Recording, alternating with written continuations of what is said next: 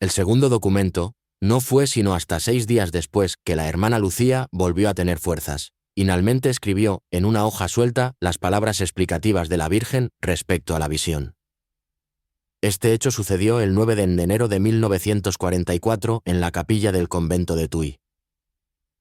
El segundo documento que escribió la hermana Lucía el 9 de enero de 1944 es posible que sea la explicación de la Virgen con respecto a la visión que tuvieron los niños en Fátima. Y sobre esto hay una gran controversia y declaraciones que no han sido suficientemente clarificadas. Testimonios sobre los dos documentos.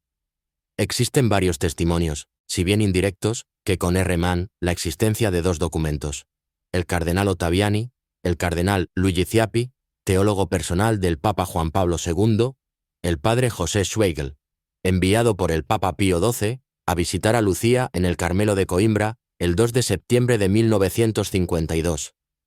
El padre Agustín Fuentes, sacerdote mexicano postulador de las causas de beatificación de Francisco y Jacinta. Pero el más importante es el del arzobispo Loris Capovilla, ex secretario particular del Papa Juan XXIII, quien pudo leer personalmente el segundo documento.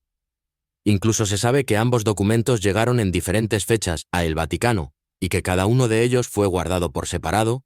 También se conoce la fecha en que fueron leídos por los papas. Toda esta historia se halla recogida en diversas obras recientes. Andrea Tornielli, Il segreto svelato Italia, 2000. La del vaticanista Marco Tossati. Il segreto non svelato. Italia, 2002. La de Solideo Paolini Fátima, no disprezzate le profezie Italia, 2005. La de Antonio Socci, Il quarto. Segreto di Fátima Italia, 2006. Cardenal Luigi Ciappi, teólogo personal del Papa Juan Pablo II, en el año 1995. El tercer secreto se refiere a que la pérdida de la fe en la Iglesia, es decir, a que la apostasía saldrá de la cúspide de la Iglesia. Mons. Eugenio Pacelli, futuro Papa Pío XII, en el año 1938. Estoy obsesionado por las confidencias de la Virgen a Lucía, la niña de Fátima. La obstinación de Nuestra Señora ante el peligro que amenaza a la Iglesia es una advertencia divina contra el suicidio que supondría la alteración de la fe en su liturgia, su teología y su alma. Escucho a mi alrededor a los innovadores que quieren desmantelar la capilla sagrada, destruir la llama universal de la Iglesia, rechazar sus ornamentos, hacer que se arrepienta de su pasado histórico. Vendrá un día en que el mundo civilizado renegará de su Dios, en el que la Iglesia dudará como San Pedro dudó. Estará tentada a creer que el hombre se ha convertido en Dios, que su Hijo no es más que un símbolo, una filosofía como tantas otras, y en las iglesias los cristianos buscarán en vano la lamparilla, donde Dios los espera, y como María Magdalena gritarán ante la tumba vacía: ¿dónde le han puesto? El padre Joaquín Alonso, archivista de Fátima. El tercer secreto habla de la crisis de fe dentro de la Iglesia y las graves diferencias de la alta jerarquía superior de la Iglesia. El cardenal Silvio Odi, en el año 1990. La Virgen bendita nos alertó en Fátima contra la apostasía en la Iglesia. El padre Paul Kramer. El antipapa y sus colaboradores apóstatas serán, como dijo la hermana Lucía, partidarios del demonio, los que trabajarán para el mal sin tener miedo de nada. Sobre el tercer secreto. Artículo de Suzanne Pearson a la luz de los testimonios del padre Malachi Martin. El sacerdote católico irlandés y escritor Malachi Brendan Martin. 94. 1921 a 1999. Fue profesor de paleografía en el Pontificio Instituto Bíblico del Vaticano y desde el año 1958 secretario del cardenal jesuita Agustín Bea. El cardenal Agustín Bea fue una figura importantísima dentro del Concilio Vaticano II, elegido por el Papa Juan XXIII, primer presidente del por entonces Secretariado para la Promoción de la Unidad de los Cristianos, una comisión preparatoria al concilio, y que más tarde recibiría el nombre de Consejo Pontificio para la Unidad de los Cristianos. El padre Malachi Martin fue uno de los que leyó el famoso Tercer Secreto de Fátima. Falleció a finales del año 1999 en extrañas circunstancias. Por Susan Pearson. Durante los 4 años antes de su fallecimiento, que ocurrió en 1999, tuve el privilegio de conocer el padre Malachi Martin. Habiendo oído sus entrevistas y leído algunos de sus libros, comencé por pedirle su opinión sobre los cambios desconcertantes en el santo sacrificio de la misa. Acabó ofreciendo guiarme espiritualmente. Tuve entonces con él una interacción sustancial en los 4 años siguientes, y durante ese tiempo habló muchas veces sobre Fátima. Me mostraron una copia del tercer secreto cuando el Papa Juan XXIII lo abrió en 1960 y pidió la opinión de un grupo de cardenales. Uno de estos cardenales era el cardenal Agustín Bea, de quien yo era asistente. Entonces me atreví a preguntar, ¿el tercer secreto es sobre la apostasía en la Iglesia?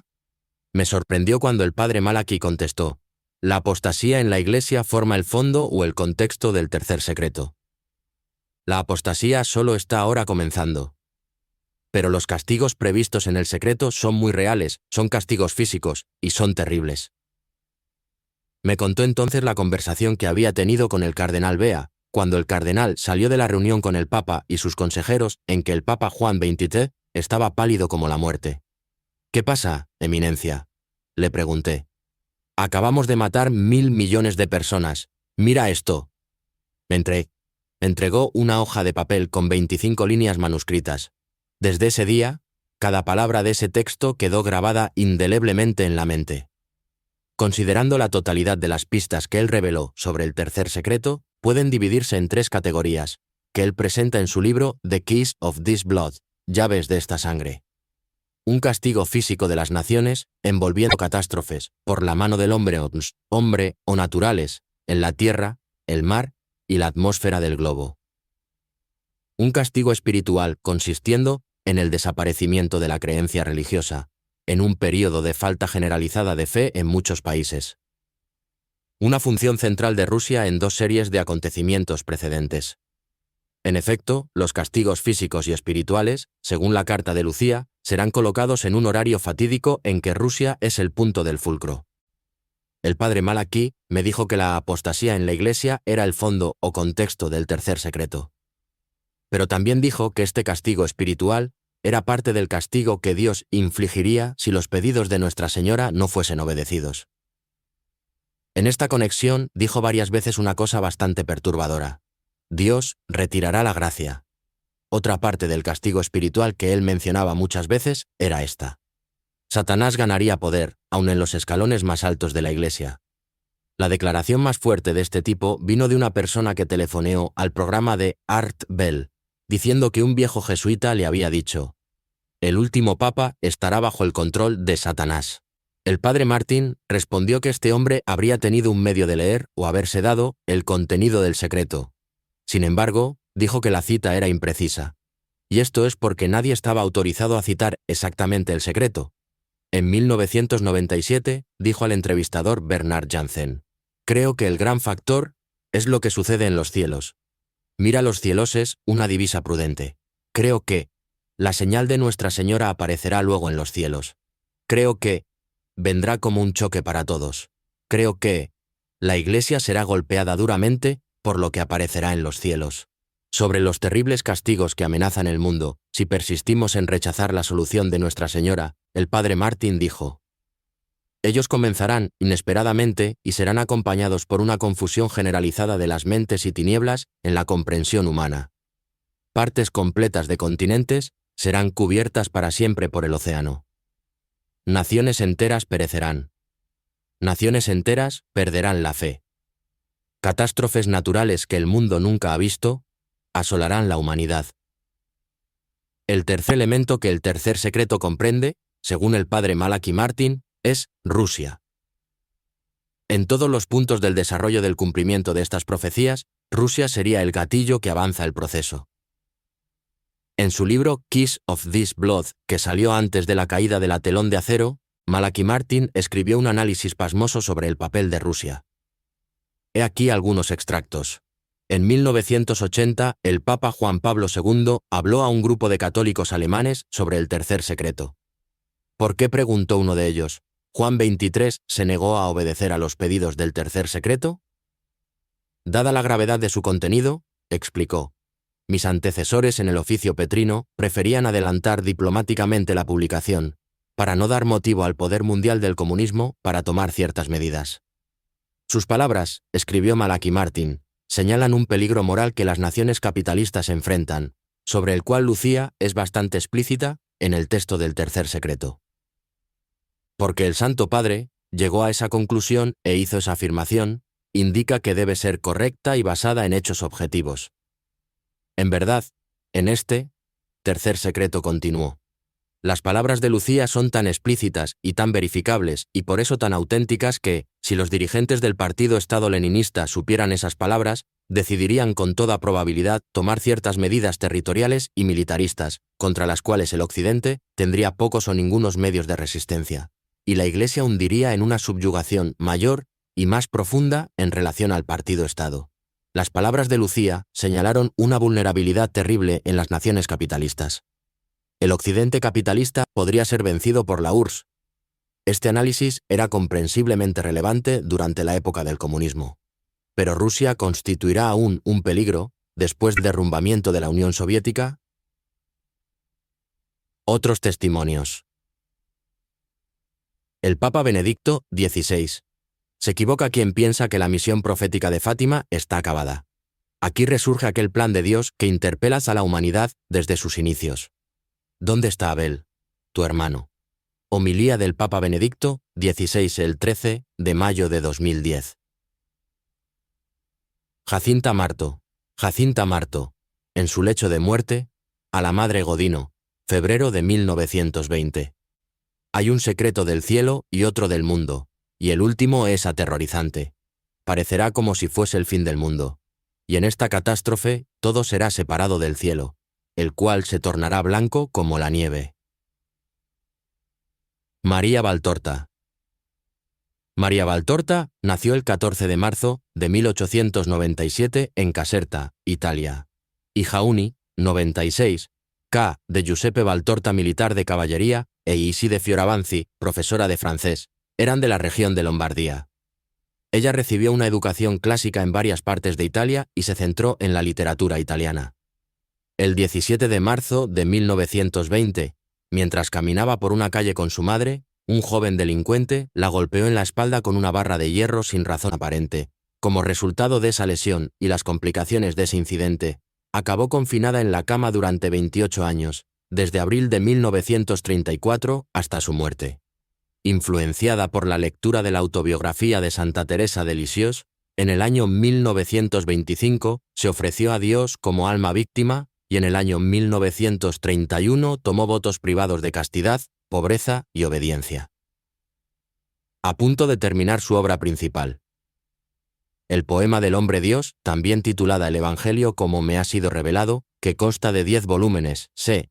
97, apoderó de ella la nostalgia de su señor, pues pensaba que no le vería más, pero el 14 de marzo de 1947, día en el que cumplió 50 años, recibió una promesa de él.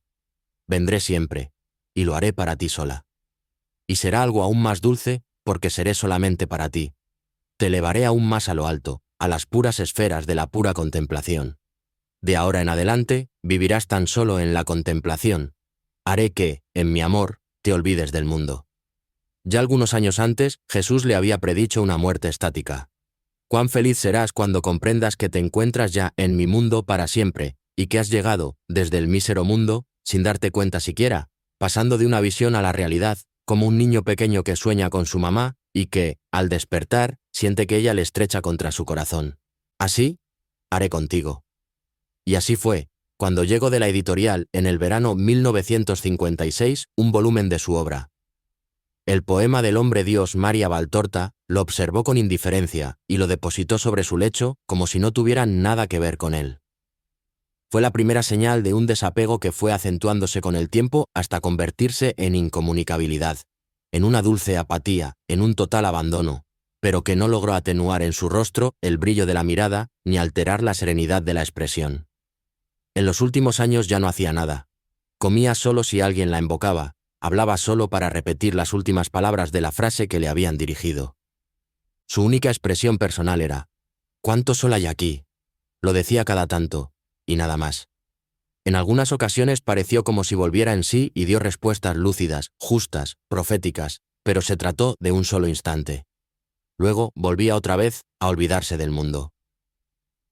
Murió el jueves 12 de octubre de 1961. Tenía 64 años y llevaba 27 y medio inmovilizada en el lecho.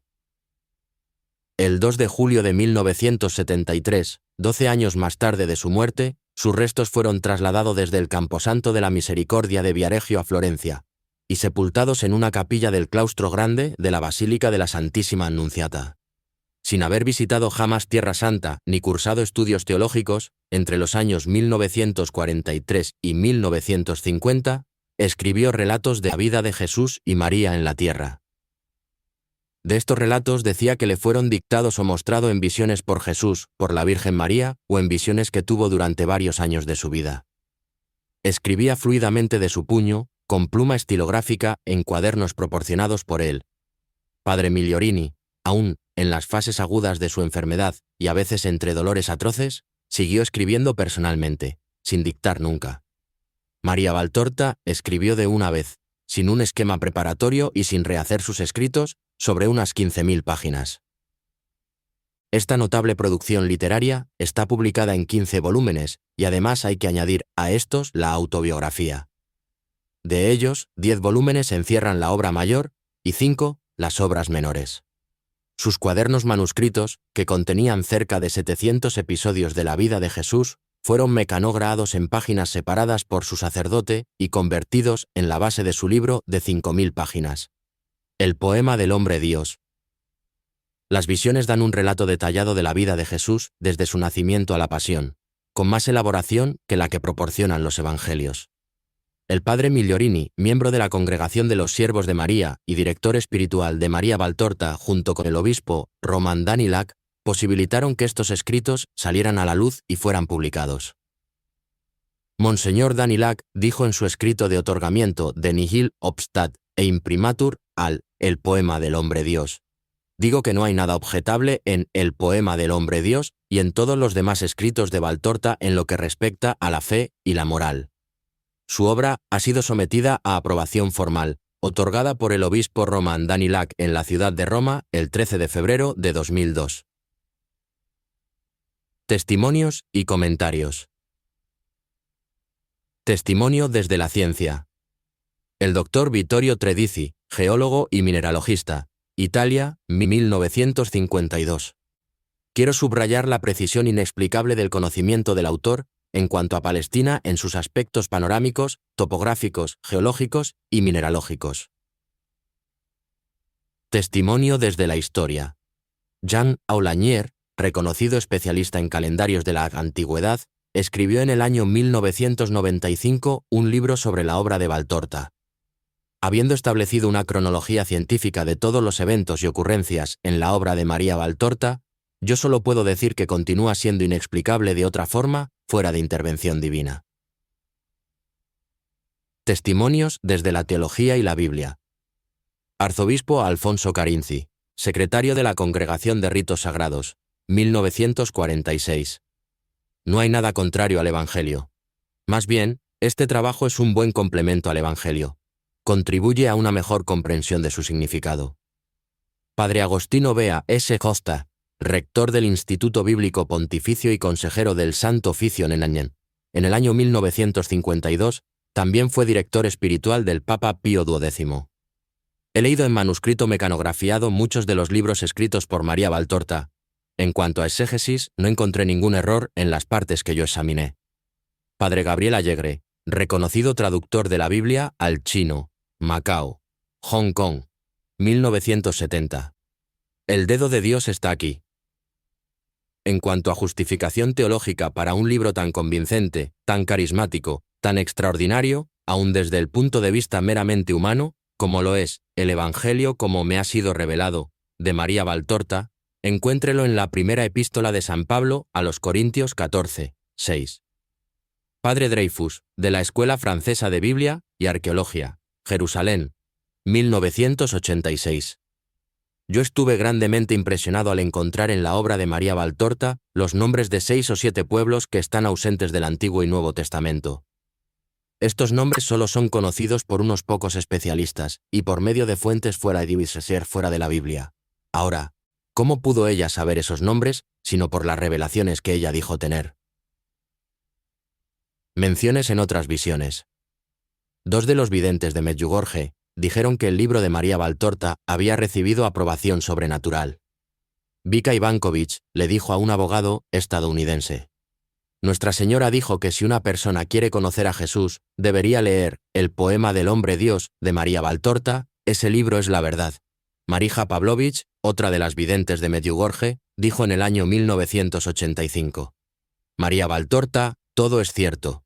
El poema del hombre Dios, la Virgen dijo hace 2 años, todo es verdad dictado por Jesús. Monseñor Ottavio Michelini, sacerdote de la diócesis de Carpi, quien relató una serie de dictados y visiones dadas por Jesucristo y la Virgen María desde el año 1975 al año 1979. Él reportó estas palabras dictadas a él por Cristo. He dictado a María Valtorta, alma víctima, una obra maravillosa. De este trabajo soy el autor. Si fuera, no digo leído pero estudiado y meditado, traería un inmenso bien a las almas. Este trabajo es un manantial de cultura seria y sólida. Es una fuente de agua viva y pura. Yo soy la luz, y la luz no puede confundirse con la oscuridad, y aún menos mezclarse con ella. Donde me hallan, la oscuridad se disuelve para dar lugar a la luz. Profecías de Jesús a María Valtorta sobre los últimos tiempos. 98. 23 de julio de 1943. La Iglesia no morirá, dice Jesús. Cuando llegue el tiempo, muchas estrellas serán arrastradas por los lazos de Lucifer, quien para vencer tiene necesidad de disminuir las luces a las almas. Esto podrá suceder porque no solo los laicos, sino también los eclesiásticos han perdido, y pierden cada vez más, la firmeza de fe, de caridad, de fortaleza, de pureza y de desapego de las seducciones del mundo, que son virtudes necesarias para permanecer en la órbita de la luz de Dios. ¿Comprendéis quiénes son las estrellas de las cuales hablo? Son aquellos que yo he definido como la sal de la tierra y luz del mundo, mis ministros. Es propósito de la aguda malicia de Satanás apagar, arrastrándolas a estas luminarias que son luces reflejantes de mi luz hacia las multitudes. Si con tanta luz que la Iglesia sacerdotal todavía emana, las almas se hunden cada vez más en las tinieblas, es lógico que las tinieblas abrumarán a la gente cuando muchas estrellas se apaguen en mi cielo. Satanás lo sabe y siembra sus semillas para preparar la debilidad del sacerdocio, a fin de poder hacerlo caer fácilmente en pecado, no tanto de sensualidad como de pensamiento. En el caos mental será para él fácil provocar el caos espiritual. En el caos espiritual, los débiles, delante de los desbordamientos de las persecuciones, cometerán el pecado de cobardía, renegando de la fe. La Iglesia no morirá porque yo estaré con ella, pero conocerá horas de tinieblas y horror semejantes a las de mi pasión, multiplicadas en el tiempo, porque así debe ser. La Iglesia debe sufrir como sufrió su Creador, antes de morir para resucitar eternamente. La Iglesia debe sufrir más prolongadamente porque la Iglesia no es, en sus miembros, perfecta como su Creador, y si yo sufrí unas horas, ella debe sufrir semanas y semanas de horas. Así como surgió perseguida y alimentada de poder sobrenatural en los primeros tiempos y en sus mejores hijos.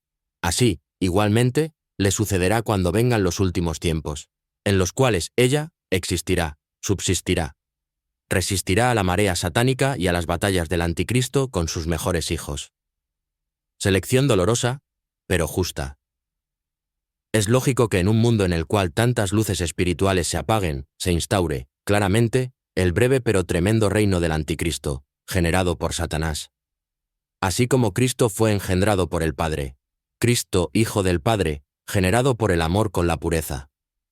El anticristo, hijo de Satanás, será generado por el odio con la triple impureza. Como olivas entre las piedras del molino, los hijos de Cristo serán perseguidos, exprimidos, triturados por la bestia voraz. Pero no tragados, porque la sangre no permitirá que sean corroídos en el espíritu. Como los primeros cristianos, los últimos serán segados como manojos de espigas en la extrema persecución y la tierra beberá su sangre. Pero bienaventurados eternamente por su perseverancia los que mueran fieles al Señor. 20 de agosto de 1943. Los precursores del Anticristo. dice Jesús. Si se observa bien lo que sucede desde hace algún tiempo, especialmente desde el inicio de este siglo que precede al segundo milenio, se puede llegar a pensar que los 7 sellos han sido abiertos. Nunca como ahora.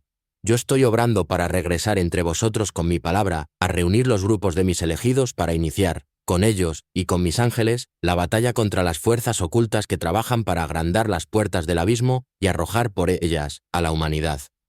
Guerra, hambre, epidemias, instrumentos de homicidio bélico, que son mayores que las bestias feroces mencionadas por el predilecto, terremotos, señales en el cielo, erupciones de las entrañas del suelo y llamadas milagrosas a caminos místicos de almas humildes, movidas por el amor, persecuciones contra mis seguidores, elevación de almas y degradación de cuerpos, nada falta en las señales por las cuales puede pareceros próximo del momento de mi ira y de mi justicia.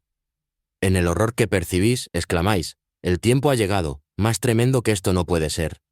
Y clamáis fuertemente para que esto termine. Los culpables claman burlándose y maldiciendo como siempre. Los buenos claman porque no pueden ver que el mal triunfe sobre el bien. Tened paz, mis elegidos, un poco más y llegaré. La suma de sacrificio necesaria para justificar la creación del hombre y el sacrificio del Hijo de Dios no está todavía completa. Todavía no ha terminado el reagrupamiento de mis ejércitos, y los ángeles de la señal no han puesto todavía el sello glorioso sobre todas las frentes de los que han merecido ser elegidos a la gloria. La infamia de la tierra es tal que su humo, poco distinto al que brota de la morada de Satanás, sube hasta los pies del trono de Dios con furia sacrílega. Antes de la aparición de mi gloria, es necesario que Oriente y Occidente sean purificados para ser dignos de presentarse ante mi rostro. Las plegarias y los sufrimientos de mis santos, de los amados de mi corazón, de los ya señalados con mi señal, la cruz bendita, antes que los ángeles de la señal los hayan marcado, serán el incienso que purifica y aceite que consagra el grande e ilimitado altar donde la última misa será celebrada por mí, Pontífice eterno. Y el altar será compartido con todos los santos que el cielo y la tierra tendrán en aquella hora. Es sobre la tierra que la señal se graba, y es vuestra voluntad que la graba. Después los ángeles la llenan de un oro incandescente que no desaparece, que hace resplandecer como sol vuestra frente en mi paraíso. Grande es el horror de ahora, amados míos, pero cuánto todavía ha de aumentar para ser el horror de los últimos tiempos. Si os parece que ajenjo se ha mezclado al pan, al vino, al sueño del hombre, mucho más ajenjo debe todavía caer sobre vuestras aguas, sobre vuestras mesas, sobre vuestros lechos, antes de que hayáis alcanzado la amargura total, que será la compañera de los últimos días de esta raza, creada por el amor, salvada por el amor, y que se ha vendido al odio. Si Caín anduvo errante por la tierra, por haber derramado una sangre inocente, pero siempre sangre contaminada con la culpa de origen, y no encontró quien le quitase el tormento del recuerdo, y procreó en la amargura, vivió en la amargura y en la amargura murió. Porque la señal de Dios estaba sobre él para su castigo. ¿Qué no debe sufrir la raza del hombre, que mató de hecho y mata, con el deseo, la sangre, inocentísima, que lo ha salvado? Por esto, concluid que estos son avances, pero no es todavía la hora.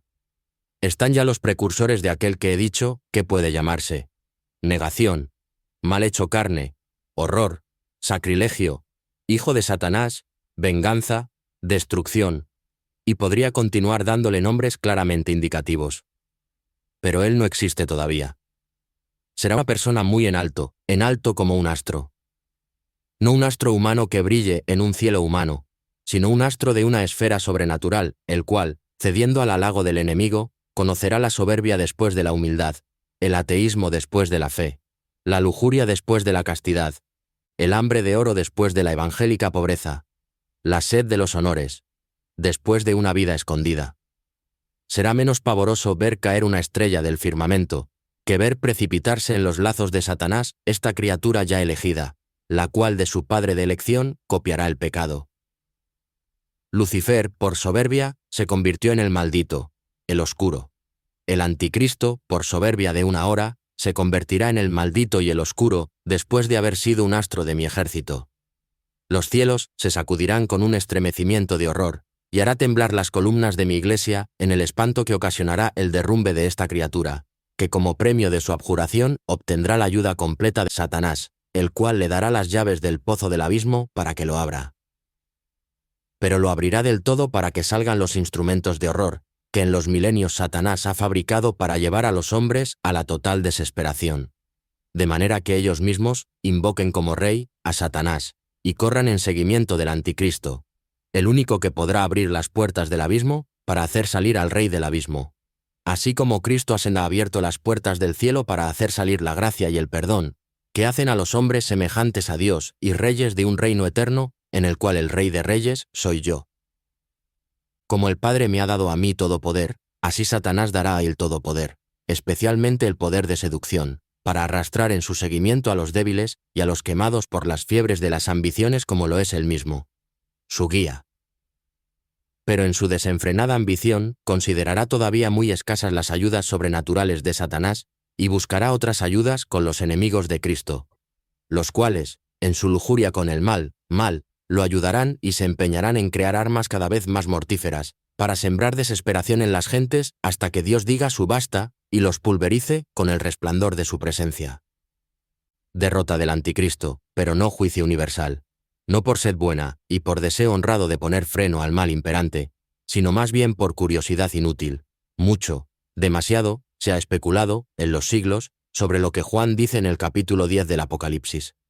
Pero entiende María, que yo permito que se sepa lo que puede ser útil saber y oculto lo que encuentro conveniente que no sepáis. Sois demasiado débiles, pobres hijos míos, para conocer el nombre de honor de los 7 truenos apocalípticos. Mi ángel le dijo a Juan, sella lo que han dicho los 7 truenos y no lo escribas. Juan no lo ha escrito y yo no lo diré.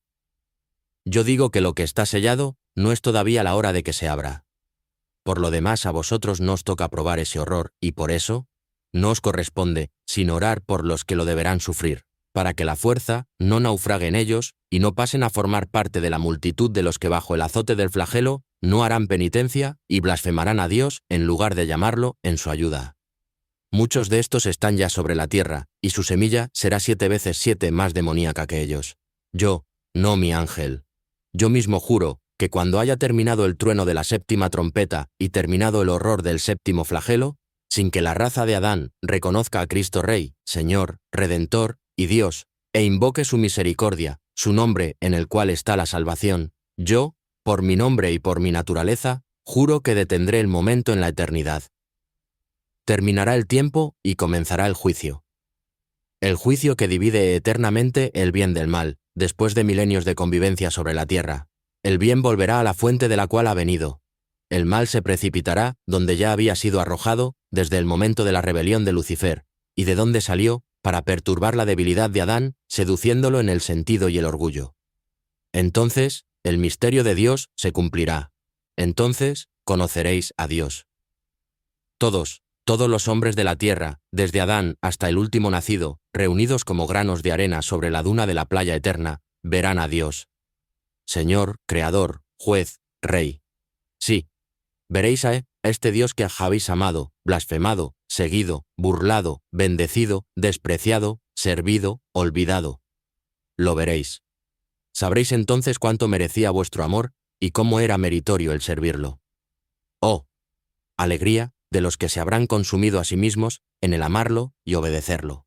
Oh, terror de los que han sido sus Judas, sus Caínes, los que han preferido seguir al antagonista y al seductor en lugar del Verbo humanizado en el cual está la redención. Del Cristo, camino al Padre, de Jesús, verdad santísima, del Verbo, vida verdadera. 21 de agosto de 1943. Cada alma que se pierde es una derrota para Dios, dice Jesús. Te dije anteriormente que en esta moderna tragedia ya están en movimiento las fuerzas de Satanás, el cual ha enviado ya a sus ángeles negros a instigar a las naciones de la tierra una contra la otra. La batalla sobrenatural se ha iniciado.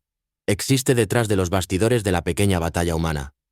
Pequeña no por amplitud de tamaño, sino por motivación.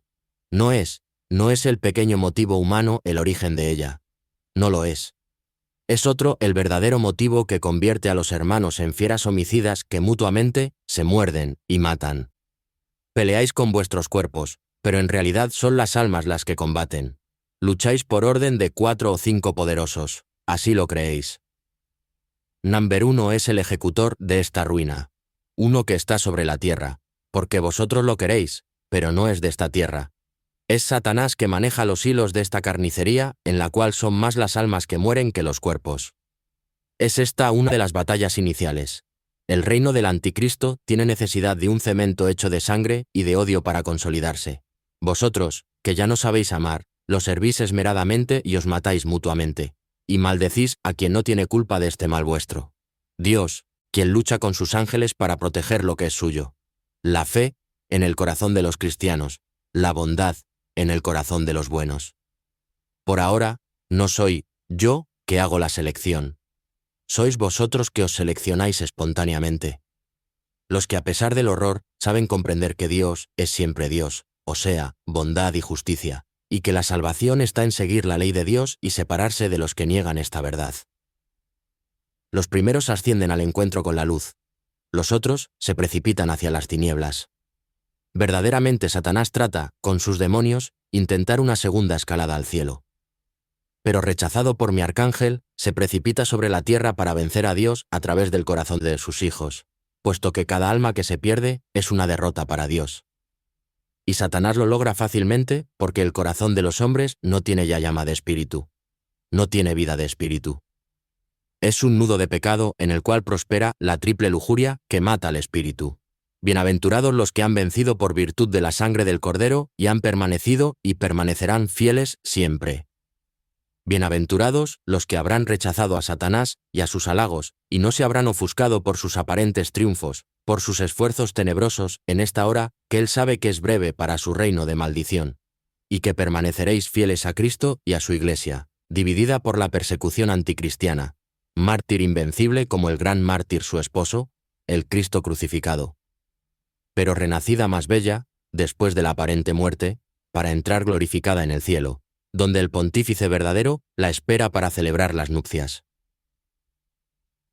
27 de agosto de 1943. Mi reino es lo importante, dice Jesús. En el Apocalipsis parece que los períodos se confunden, pero no es así. Sería mejor decir, se reflejan en los tiempos futuros con aspectos siempre más grandiosos. Ahora, estamos en el período que yo llamo de los precursores del anticristo. Después vendrá el período del anticristo, que es el precursor de Satanás.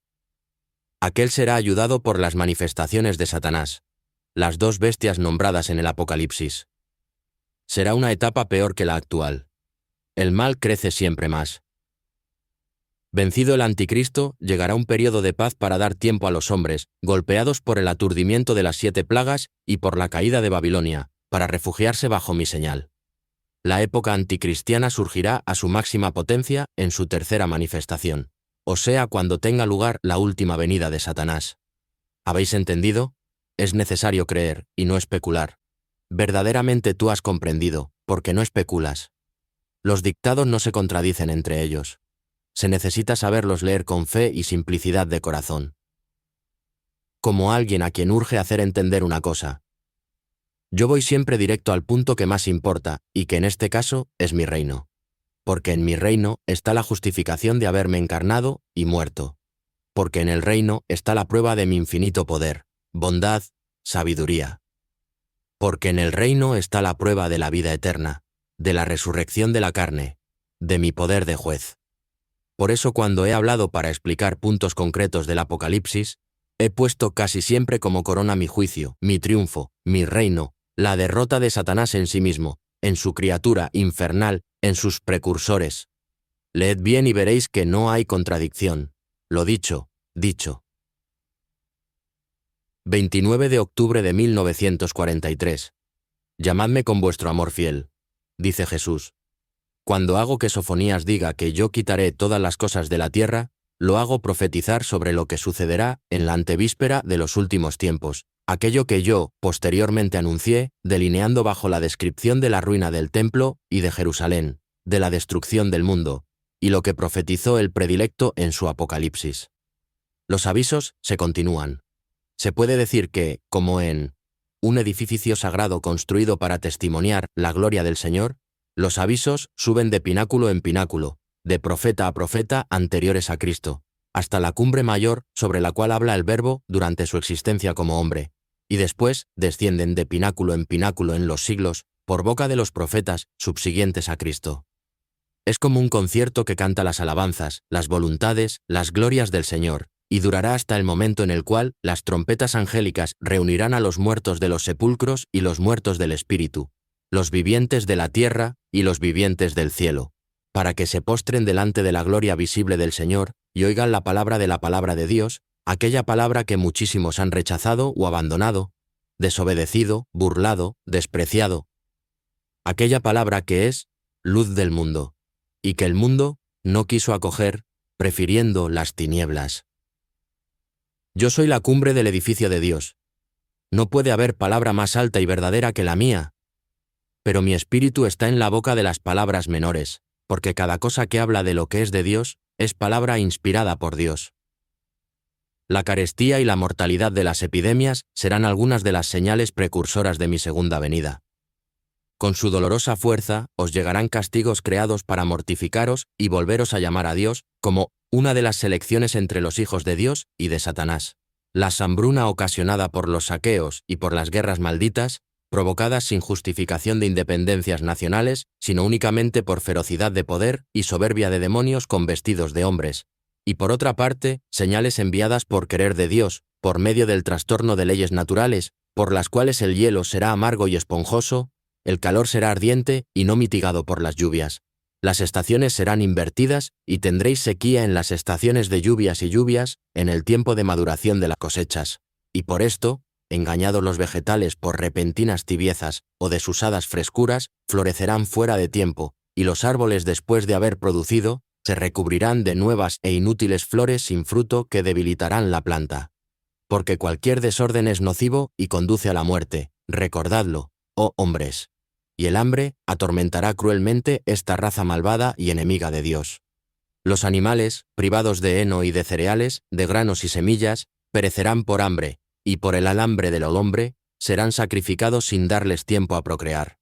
Pájaros del cielo y peces de las aguas, manadas y rebaños, serán atacados por todas partes para dar a vuestros vientres el alimento, pues la tierra lo producirá muy escasamente. La mortalidad ocasionada por las guerras y las epidemias, por terremotos y tempestades, arrojarán al más allá a buenos y malvados. A los primeros para castigo vuestro, que privados de los mejores, iréis cada vez peor, los segundos para su castigo pues tendrán, antes de la hora prevista, el infierno por morada. La víctima preparada por el Señor para purificar el altar de la tierra profanada por los pecados de idolatría, de lujuria, de odio, de soberbia. Seréis vosotros hombres, que pereceréis por decenas de millares bajo la guadaña aguda de los rayos divinos. Como hierba cortada sobre un prado en abril, caeréis los unos sobre los otros. Las flores santas mezcladas con las venenosas, los tiernos tallos mezclados con las punzantes espinas. La mano de mis ángeles escogerá y separará los benditos de los malditos, llevando a los primeros al cielo y dejando a los segundos en los tridentes de los demonios para pastura del infierno. Ser rey o mendigo, sabio o ignorante, joven o viejo, militar o sacerdote, no establecerá diferencia o defensa contra la muerte. El castigo llegará y será tremendo. El ojo de Dios escogerá a los elegidos, que serán las luces, y se les llamará para que no tengan que sufrir más por el ofuscamiento creado por los hombres unidos a Satanás, y eliminará las tinieblas generadoras de tinieblas porque están poseídas del padre de las tinieblas. Satanás. El ojo de Dios que penetra en los palacios, en las iglesias, en las conciencias, y no hay obstáculo ni hipocresía que le impida ver, escrutará en el seno de la iglesia. La Jerusalén de ahora escrutará en el seno de las almas y escribirá el decreto individual para los flojos, los indiferentes, los tibios, los rebeldes, los traidores, los homicidas del espíritu, los deicidas. No penséis que Dios no actuará por el bien o el mal de vuestras obras. Yo os lo juro, lo juro, a mí mismo, lo juro por mi justicia. Lo juro con triple juramento. Yo actuaré en vuestro beneficio por el bien que haréis, y para vuestro castigo por el mal cometido. Si a vosotros las inmundicias de la carne y de vuestra vida de animales os producen escamas en los ojos de vuestra alma y os impide ver a Dios nada le impide ver. Mi mano será pesada con los que se deleitan de estar en el lodo, y en él quieren permanecer, no obstante, todas las invitaciones y los medios que les doy para salir. Se convertirán en fango en el fango, porque en el fango del pecado tienen el alimento preferido de su hambre impura. El día se acerca, hijos que habéis renegado del Padre. El tiempo de la tierra es largo y breve a la vez. ¿Acaso no era ayer que gozabais de un honesto bienestar producido por la paz y por las obras pacíficas que dan pan y trabajo? ¿Acaso no era ayer, oh vosotros que vivís esta hora tremenda, que gozabais la alegría de la familia sin separaciones ni reducida a cenizas? La alegría de los hijos en torno a la mesa del padre, del matrimonio, el esposo junto a la esposa, del padre inclinado sobre las cabezas de los niños como maestro y amigo. ¿Y ahora? ¿Dónde está todo esto? Rápido como el pájaro que vuela en playas lejanas, aquel tiempo ha pasado.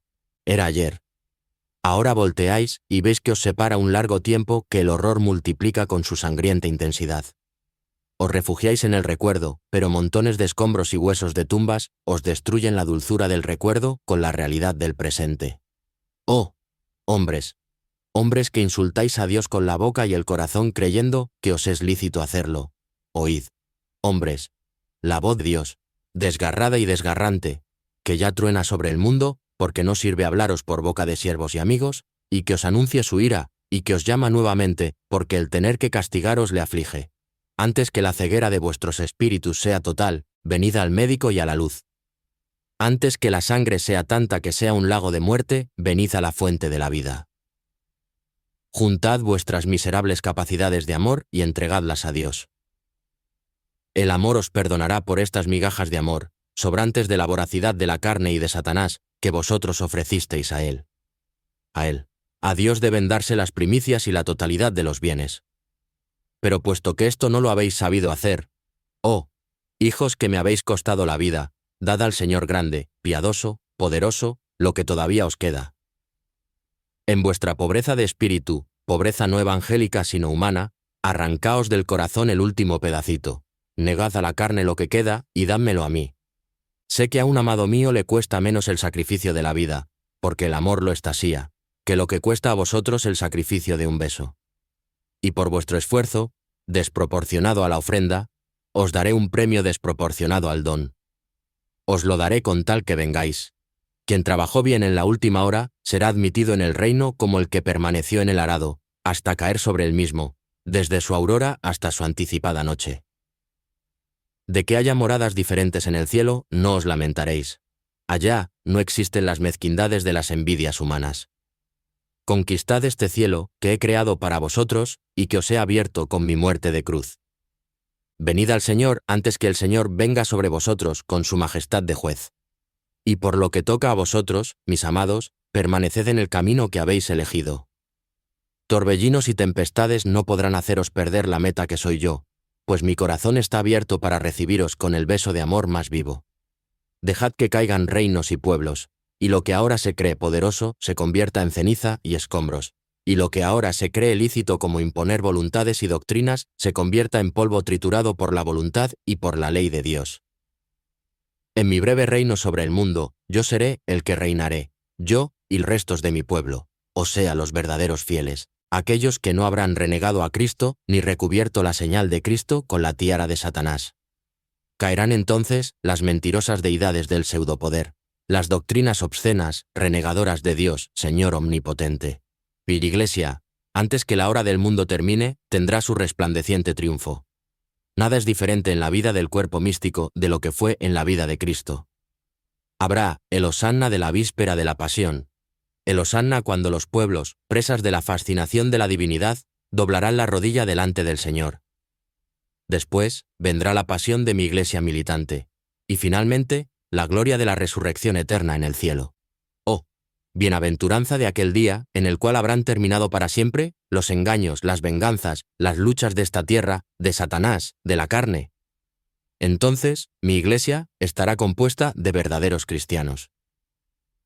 Entonces, en el penúltimo día, serán pocos como al inicio, pero santos como al inicio. Terminará en santidad como en santidad comenzó. Fuera permanecerán los mentirosos, los traidores, los idólatras. Aquellos que en la última hora imitarán a Judas y venderán su alma a Satanás, dañando el cuerpo místico de Cristo. En ellos, la bestia tendrá sus lugartenientes para su última batalla. Y hay de quien en Jerusalén, en los últimos tiempos se haga culpable de tal pecado. Hay de los que en ella saquen provecho de su investidura para obtener ganancia humana.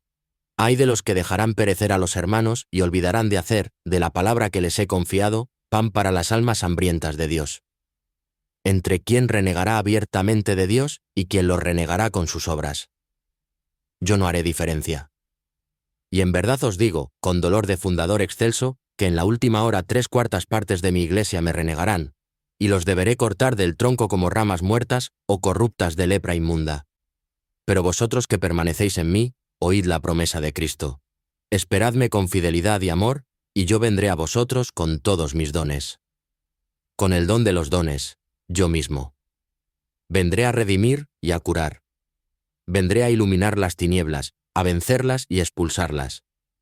Vendré a enseñar a los hombres a amar y adorar al Dios eterno, al Señor Altísimo, al Cristo Santo, al Padre, al Hijo, al Espíritu Santo. Vendré a traeros no la paz de este mundo, eterno destructor de la paz, sino la paz del reino que no muere. Alegraos, oh mis siervos fieles, esto os lo dice la boca que no miente.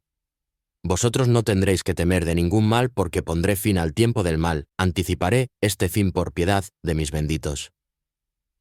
Alegraos sobre todo vosotros, mis amados de ahora. Para vosotros aún, más pronto, será el adviento de Cristo y su abrazo de gloria. Para vosotros ya se abren las puertas de la ciudad de Dios y sale vuestro Salvador para veniros al encuentro y daros la vida verdadera. Todavía un poco más y vendré. Como a Lázaro, mi amigo, yo os llamaré uno a uno. Ven fuera. Fuera de esta vida de la tierra, que es tumba para el espíritu encarcelado en la carne. Fuera, en la vida y en la libertad del cielo. Llamadme con vuestro amor fiel. Él sea la llama que funde las cadenas de la carne y da al espíritu la libertad de venir junto a mí. Decide el más bello grito escrito por un hombre. Ven, Señor Jesús. 9 de diciembre de 1943. Un día es como 1000 años. Dice Jesús. Ya he repetido una y otra vez que se cree, o no se cree, que mi tiempo no se mide con vuestra medida, que serán bienaventurados los que creerán sin exigir pruebas. Ahora, añado que la profecía puede tener periodos de repetición o de aparente negación que posteriormente resulta ser una prueba puesta por Dios a la fe de los hombres. Todas las profecías antiguas y modernas, llamo antiguas a partir de Adán, a mi venida, y modernas a partir de mi venida hasta el momento presente. Porque vuestros 20 siglos son una fracción de hora respecto a mí, y eternidad. Presentan algunos puntos que parecen equivocados, porque según vosotros debían suceder en un periodo determinado y no se presentaron. Pero el ojo de mi siervo ve con mi ojo. Vosotros, en cambio, veis con el vuestro. De este modo, mi siervo habla o repite en mi nombre, lo que vosotros pensáis ya acontecido, y puede ser un evento todavía pendiente de suceder en lo futuro.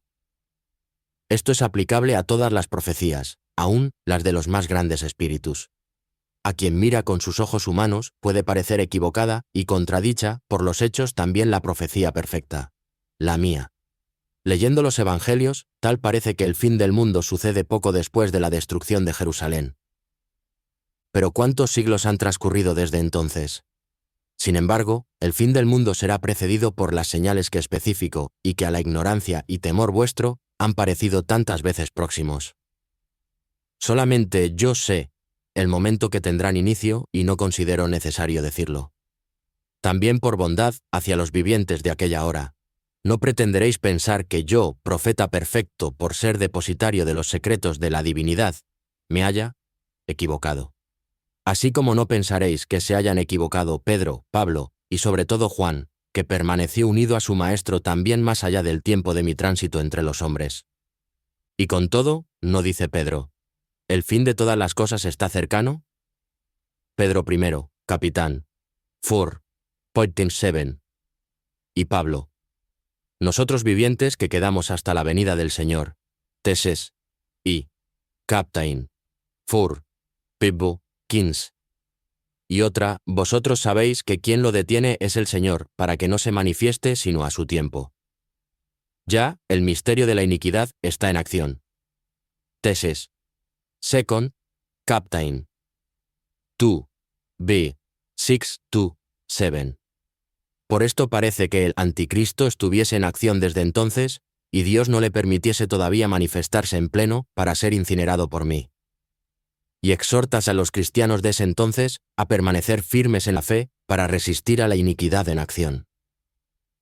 Finalmente mi Juan, el más iluminado, el que tuvo conocimiento de los cielos, en facetas de eventos por acontecer conocidos únicamente por Dios, y le fue abierto mi corazón, con todos los secretos más secretos, ¿no termina el libro tan sublime, que parece escrito con pluma quitadas a un arcángel? El tiempo está cercano. Heme aquí. Yo vendré pronto. El que atestigua estas cosas dice, sí, ¿vendré pronto? Pues bien, digo a vosotros las palabras de mis santos. Delante del Señor un día es como 1000 años y 1000 años como un día. No es que el Señor retrase, sino que tiene paciencia. Existen cosas difíciles de entenderse que los ignorantes y los poco estables revuelven para su perdición. Oh, bienaventurados los creyentes que están contentos sin necesidad de demasiadas pruebas. Bienaventurados los que descansan sobre la palabra del Señor, aun cuando les parezca oscura y no se buscan los tormentos de Tomás, que sufrió más días que los demás por no creer en mi resurrección, y después días adicionales por el arrepentimiento de no haber creído hasta no haber comprobado. Las preguntas necias, las genealogías, las discusiones y contiendas, evitadlas, pues son inútiles y vanas. Como dice Pablo. A Tito capítulo 3, 9. Recordad que Juan escribe, ahora son ya muchos los anticristos, de lo que podemos entender que es la última hora. Y unos renglones más adelante escribe, no es que, escrito a vosotros, como a quien no conoce la verdad, sino como a quien la conoce, y sabe que ninguna mentira puede venir de la verdad. Y Juan, capítulo 2, 18-21. Finalmente os recuerdo que quien repite las palabras de Dios o habla directamente, no lo hace por querer humano, sino inspirado por el Espíritu Santo, como escribe Pedro. Pedro 2, capítulo 1. Pelto, Jirmi, Bir. 11 de diciembre 1943. El segundo adoctrinamiento. Dice Jesús. Mi Iglesia ha conocido períodos de oscurantismo debido a un complejo de cosas diversas. No se debe olvidar que la Iglesia, considerada como entidad, es perfecta como su fundador, pero considerada como una colectividad de hombres tienen los defectos propios de lo que son los hombres. Cuando la Iglesia, y en este caso me refiero como tal a la reunión de los altos dignatarios de ella, actuó según las disposiciones de mi ley y de mi Evangelio, la Iglesia conoció tiempos brillantes de esplendor. Pero ay cuando anteponiendo los intereses de la tierra a los del cielo, se manchó a sí misma con pasiones humanas. 3 veces ay, cuando adoró a la bestia de la cual habla Juan, o sea, el poder político, y se hizo su esclava. Entonces, necesariamente la luz se oscureció en crepúsculos más o menos profundos, tanto por defecto propio de los jerarcas ascendidos por astucias humanas a aquel trono, o por debilidad de los mismos contra las presiones humanas. Fueron estos los tiempos en los cuales se manifestaron los pastores ídolos de los cuales ya he hablado, como consecuencia, en el fondo, de los errores en todo. Porque si los cristianos fuesen como deberían ser, ya sean poderosos, humildes, no existirían abusos e injerencias, y no se provocaría el castigo de Dios que retira su luz a los que lo han rechazado. En los siglos pasados, aquellos errores han producido los antipapas y los cismas, los cuales, tanto los unos como los otros, han dividido las conciencias en 2 campos opuestos, provocando ruinas incalculables de almas. En los siglos futuros, aquellos mismos errores provocarán el error, o sea, la abominación en la casa de Dios, señal precursora del fin del mundo. ¿En qué consistirá? ¿Cuándo sucederá? Esto no es necesario saberlo. Solamente os digo que de un clero muy cultivador del racionalismo y muy al servicio del poder político, fatalmente produce un período muy oscuro para la Iglesia. Pero no temáis. La profecía de Zacarías se une como eslabón a eslabón con la de Juan. Después de este período de trabajo doloroso en el cual, perseguida por fuerzas infernales, la Iglesia como la mística mujer de la cual habla Juan, después de huir para salvarse, refugiándose en los mejores y perdiendo en la mística, digo mística, fuga, los miembros indignos, producirá los santos destinados a conducirla, en la hora que precede, a los últimos tiempos.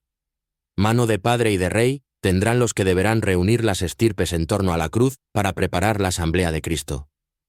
Ni una estirpe faltará a la llamada, con sus mejores hijos. Entonces vendré yo, y contra todas las insidias y astucias, los atentados y los delitos de Satanás contra mi terrena Jerusalén, la iglesia militante, pondré mi poder como defensa. Esparciré mi espíritu sobre todos los redimidos de la tierra. También sobre los que ahora sufren, expiando las culpas de sus padres, y que no saben encontrar salvación porque no se atreven a encaminarse a mí, encontrarán la paz porque, golpeándose el pecho, invocarán, de una manera muy diferente de sus padres, sobre ellos aquella sangre ya se esparcida, y que gotea continuamente de los miembros que fueron atravesados por sus padres. Como fuente, yo estaré en medio de mi rebaño totalmente restaurado, y lavaré en mí todas las suciedades pasadas que el arrepentimiento ya habrá empezado a desvanecer.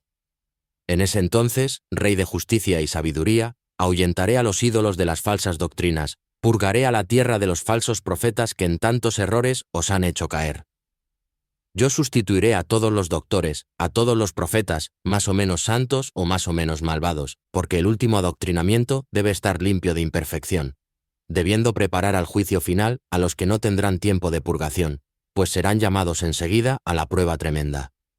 El Cristo Redentor, cuya meta es redimiros y que nada deja de intentar para hacerlo, ya ha iniciado y acelera su segundo adoctrinamiento para combatir con voz de verdad las herejías culturales, sociales y espirituales, surgidas por donde quiera, y hablará con las señales de su tormento.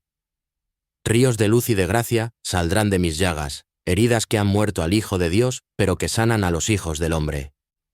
Estos carbones encendidos de mis llagas serán espada para los impenitentes, los obstinados, los vendidos a Satanás, pero serán caricia a los pequeños que me aman como Padre amoroso. Sobre su debilidad descenderá esta caricia de Cristo para fortificarlos, y mi mano los custodiará en la prueba, la cual solo resistirá quien me ame con amor verdadero. Serán una tercera parte, pero ésta será digna de poseer la ciudad del cielo, el reino de Dios. Entonces vendré no ya como maestro sino como rey, a tomar posesión de mi iglesia militante, ya hecha una y universal como mi voluntad la hará. Terminado para ella el trabajo, vencido para siempre el enemigo, limpiada la tierra por los ríos de la gracia, descendida por una última vez sobre ella. Hacerla como era al principio, cuando el pecado no había corrompido este altar planetario, destinado a cantar con los otros planetas las alabanzas a Dios, y que por la culpa del hombre se convirtió en patíbulo de su Señor hecho carne para salvar la tierra.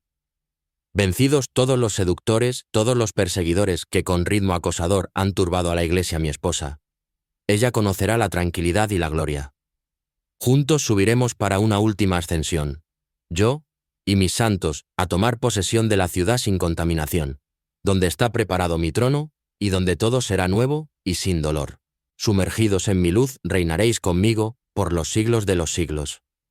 Esto os consigue aquel que por vosotros se ha encarnado en el seno de María, y nació en Belén de Judá para morir sobre el Gólgota.